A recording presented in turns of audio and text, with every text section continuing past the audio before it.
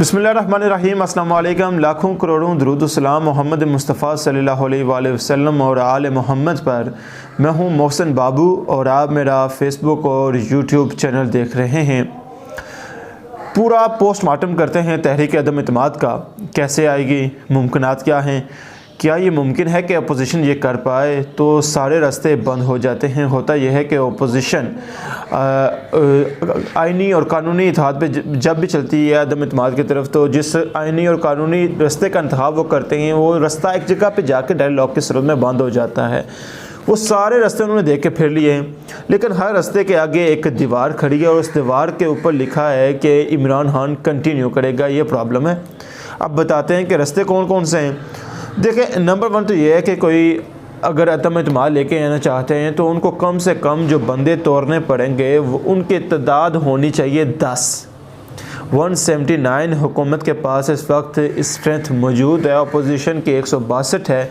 हुकूमत बनाने के लिए या तहरीक अदम इत्तेमाद लाने के लिए या इत्तेमाद का वोट लेने के लिए आपको जो बंदे चाहिए होते हैं वो 172 होते हैं। अब अपोजिशन के पास 162 हैं। कम से कम 10 बंदे तोड़ रहे हैं ताकि हुकूमत अक़लियत में चली जाए और अपोजिशन जो है वो अक्सरियत में आ जाए। अब ये 10 बंदे कहाँ से आएंगे? अगर तो ये बंदे तोड़ते हैं हुकूमती बंदे, तो एक ऑप्शन आप ये ले लें। अगर तो हुकूमती बंदे तोड़े जाते हैं तो वोट डालने की सूरत में डी-सीट हो जाएंगे फौरी तौर पे, और फिर स्पीकर उनके खिलाफ कार्रवाई भी कर सकते हैं। हॉर्स राइडिंग हुई है या फ्रूट क्रॉसिंग हुई है, उसके तहत नवाज शरीफ साहब एक खुद सज़ा लेके चले गए हैं। वो इलेक्शन कैसे लड़ेंगे, ये भी एक प्रॉब्लम है। तो हुकूमती बंदे वोट डालने की सूरत में इतने इफ़ेक्टिव नहीं होंगे क्योंकि वो डी-सीट होंगे, तो कायदे-ए-वान को वो कैसे चुनेंगे। यानी अगर 10 बंदे बीच में से निकल गए तो शहबाज शरीफ साहब ने अगर आना है, तो अगर उन्होंने आना है तो उन्होंने अक्सरियत आपने लानी है। ये तो वो 10 बंदे वोट नहीं डाल रहे उनको, तो शहबाज शरीफ साहब 162 पे ही खड़े हैं, तो वो अपने वोट कैसे पूरे करेंगे? ये एक बड़ा सवाल है। तो ये सवाल यहीं पे जाके लॉक लग जाता है। दूसरा, हुकूमती बंदे इस्तीफ़े दे दें। हाँ, अगर हुकूमती बंदे इस्तीफ़े दे दें, जैसे जहांगीर ग्रुप कहा जाता है कि वहाँ पे ज़्यादा बंदे हैं, अभी तक उन्होंने अपनी स्ट्रेंथ शो नहीं की, लेकिन फिर भी कम से कम 18 बंदों का इस्तीफ़ा चाहिए। यानी 179 में से 18 बंदे इस्तीफ़ा देंगे तो बाकी बचेंगे 161। अब अगर 161 में बच जाते हैं तो हुकूमत की तादाद ऑटोमेटिकली कम हो जाती है। अपने इत्तेहादियों समेत भी अगर वो मौजूद हैं तो अपोजिशन की तादाद, हुकूमत की तादाद है जो वो कम हो जाती है। ऐसी सूरत में कायदे-ए-वान का इंतखाब तो सादा अक्सर से हो सकता है, लेकिन अदम इत्तेमाद अपोजिशन फिर भी नहीं ला सकती, क्योंकि आइन के मुताबिक अदम इत्तेमाद के लिए उनको 172 बंदा पूरा करके देना पड़ेगा कि ये जनाब 172 बंदा है, ये हम लेके आ गए हैं, इसको इमरान खान के ऊपर अदम इत्तेमाद है, लिहाजा खान को चलता करें, वो भी नहीं है। फिर एक और चीज़ है, अब इमरान खान को अगर ये इत्तेमाद का वोट लेने के लिए कहते हैं, फ़र्ज़ करें कि 19 बंदों ने इस्तीफ़ा दे दिया, 18 बंदों ने, तादाद ज़्यादा हो गई है अपोजिशन की, और वो कहते हैं कि खान साहब अब ले आए इत्तेमाद का वोट, क्योंकि हम तो अपने इत्तेहादियों के साथ भी मिल जाएं, ज़ोर भी लगा लें, फिर भी वो अपने बंदे पूरे नहीं कर सकते, क्योंकि 10 बंदों का 15 बंदों का इस्तीफ़ा करवा के वो कहते हैं जी कि लो जी इत्तेमाद का वोट लाएँ। तो इमरान खान को इत्तेमाद का वोट लेने के लिए क्या मजबूर किया जा सकता है? यहाँ पे फंस जाते हैं, ये भी इशू है। यहाँ पे अपोजिशन आके फिर फंस जाती है। इत्तेहादियों के बारे में बात करते हैं कि जो इमरान खान साहब के इत्तेहादी हैं, यहाँ पे 2 जमातें ऐसी हैं जहाँ पे रब्ता किया जा सकता है, जिनका फ़ायदा उठाया जा सकता है। 2 जमातें ऐसी हैं, एक काफ लीग है और एक MQM है। काफ लीग और MQM, ये 2 जमातें हैं, क्योंकि बलूचिस्तान अवामी पार्टी के पास नहीं जाएंगे और नई बलूचिस्तान अवामी पार्टी इमरान खान के पास जाएगी, तो अगर वो जाएगी तो इस्टेब्लिशमेंट के ऊपर इल्ज़ाम लग जाएगा और इस्टेब्लिशमेंट कभी नहीं चाहेगी। यही मसला GDI के साथ भी है। GDA और बलूचिस्तान अवामी पार्टी, जिनके पास 8 MNAs हैं, वो अगर जाते हैं तो फिर ये इल्ज़ाम इस्टेब्लिशमेंट के ऊपर जाएगा, क्योंकि वो उस जमातें इस्टेब्लिशमेंट के बहुत करीब हैं। वो लगभग सब कहते हैं कि वो जमातें इस्टेब्लिशमेंट ने बनाई हैं, तो इस्टेब्लिशमेंट अपने ऊपर यह इल्ज़ाम नहीं लेगी। ये 2 जमातें तो आप बाहर कर दें। शेख रशीद वज़ीर दाखिला हैं, ज़िंदगी की बेहतरीन वज़ाहत एंजॉय कर रहे हैं। जमहूरी उद्दन पार्टी, उनके पास एक MNA है, वो कहीं नहीं जा रहा, और वो भी ठीक है। मामला सिर्फ रह जाता है काफ लीग और MQM का। इनमें जो लीडिंग पोजीशन पे है वो काफ लीग है, जो लीड कर सकती है सारे सिनेरियो को। MQM जो है वो उनको फॉलो करेगी, उनके पीछे आएगी। अब यहाँ पर मामला जो है काफ लीग और MQM का, अगर उनको साथ मिलाना है तो काफ लीग ने जो कम से कम डिमांड की है वो वज़ारत आला पंजाब की परवेज़ इलाही साहब को दे दी जाए।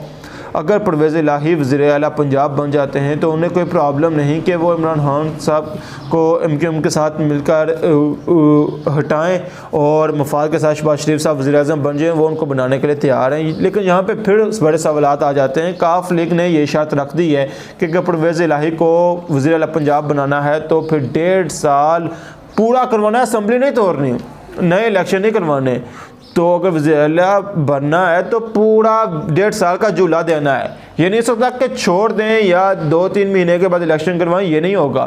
तो परवेज़ इलाही साहब इस बात पे आके अड़ गए कि अगर मुझे वज़ीर-ए-आला बनाना है, मुझे बनाए, अगर मैं वज़ीर-ए-आला बना तो 1.5 साल पूरा करूँगा, और इससे कम वो मानेंगे भी नहीं, वो मानना चाहिए भी नहीं। अभी वो स्पीकर सूबाई असम्बली है, उनके पूरे पंजाब के अंदर काम हो रहे हैं, हर जगह पे उनको बजट मिल रहे हैं, बल्कि उनके बजट पड़े हुए हैं, लोग काम करवा रहे हैं। ऐसी सूरत में वज़ीर आला बनने के लिए वो 1-2 महीने के लिए ये चौधरी फैमिली कभी रिस्क नहीं लेगी।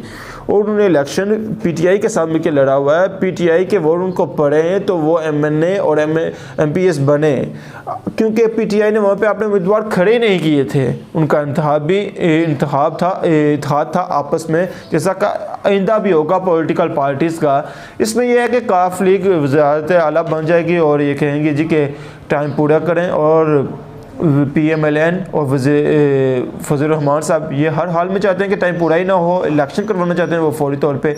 और ये वाला जो ऑप्शन है ये भी फ़ारग हो गया है। ये 6-7 ऑप्शन हैं मुख्तलिफ। इन तमाम ऑप्शन के अंदर किसी भी जगह पर जाके एंड पे डेड लॉक के बगैर गुजारा नहीं होता। और अब अपोजिशन की किस्मत बहुत अच्छी हो, इस्टेब्लिशमेंट उनके साथ अगर खड़ी हो जाए, पर उन्हें मुल्क की ताकतें उनके साथ हैं, और ये सारे ताकतें मिलकर तमाम ताकतों को इस्तेमाल करके वो मुमकिन है कि वो खान को हटाएं, और उसमें मिलना किसी को कुछ भी नहीं है।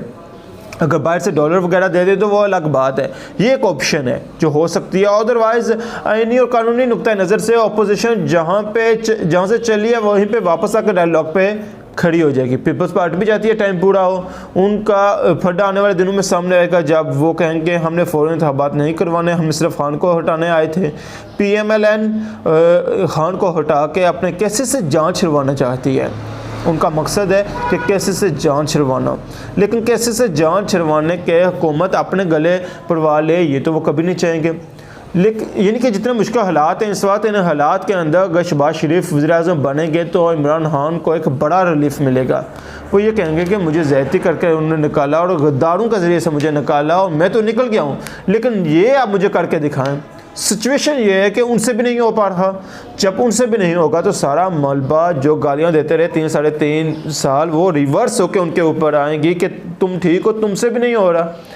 तो वो कभी भी नहीं चाहेंगे कि फ्रेश इलेक्शन के बगैर मुल्क आगे बढ़े। वो फ्रेश इलेक्शन चाहेंगे ताकि 5 साल उनको कम से कम मिले। अगर 1-2 साल को गालियां भी मिलती हैं तो मामला जाके आगे ठीक हो जाएगा और आगे मामला बेहतर भी हो सकते हैं। कोविड निकल जाएगा, कुछ और चीज़ें निकल जाएंगी। तो ये है PMLN और पीपल्स पार्टी की प्रॉब्लम्स, और बल्कि PDM पूरी की प्रॉब्लम्स ये मैंने आपके सामने रख दी हैं, जिससे लगता नहीं है कि इमरान खान की हुकूमत गिर जाएगी। सिर्फ इनको एक ख़तरा है इमरान खान को। रूस और चाइना के दौरे के बाद जो अमेरिका को गुस्सा है, जो इनके लोग एक्टिव हुए हैं, जो उनकी एजेंसीज काम कर रही हैं और उनके एजेंट्स जो यहाँ पे मुतहरक हुए हैं और उन्हें पाकिस्तान के अपोजिशन को अपने साथ जोड़ा है, इन सारी चीज़ों को देखते हुए कोई बड़ा गेम हो जाता है, बहुत सारा पैसा इन्वॉल्व हो जाता है, तो फिर कुछ नहीं कहा जा सकता। लेकिन अगर नॉर्मली चीज़ों को देखें तो चीज़ें कंट्रोल हैं। इसमें एक बड़ा इंटरेस्टिंग स्टेटमेंट है जो वज़ीर दाखिला शेख रशीद ने दिया, वो मैं स्टेटमेंट आपको पढ़ के सुनाता हूँ। वो पढ़ कि आपको आइडिया हो जाएगा कि ड्रोन हमला कौन सा है जो इमरान खान साहब करने वाले हैं। अगर सियासी खरीदो फरोख्त शुरू हुई तो वज़ीर-ए-आज़म इमरान खान तुर्क की चाल चलते हुए ऐसा ड्रोन हमला करेंगे कि सब पर जारू फिर जाएगा। वज़ीर दाखिला शेख रशीद। अब इसका मतलब क्या है, इसके 2-3 मतलब निकलते हैं। यानी कि गेम तो फिर इमरान खान के हाथ में है। बहुत मुमकिन है कि वो पाकिस्तान में कोई रेफरेंडम भी करवा सकते हैं, बहुत मुमकिन है कि वो असम्बलियाँ तोड़ दें, लेकिन ऐसे क्विट करके वो नहीं जाएंगे मेरे ख्याल में। और अगर उन्होंने असम्बलियाँ तोड़ी ऐसी किसी सिचुएशन में, तो अगले इंतखाबात के में उनके पास बहुत मवाद होगा कि मुझे अब ऐसे साथी चाहिए, मैं बेहतर टिकट दूंगा, वो जितवाएं, ताकि मैं इंडिपेंडेंट होकर काम करूं और किसी से ब्लैकमेल ना हो। इंशाल्लाह मिलेंगे नेक्स्ट अपडेट में। तब तक के लिए हमारे चैनल के साथ जुड़े रहें। तब तक के लिए इजाज़त दीजिएगा। अल्लाह हाफिज़। पाकिस्तान जिंदाबाद, आज़ाद कश्मीर पाइंदाबाद।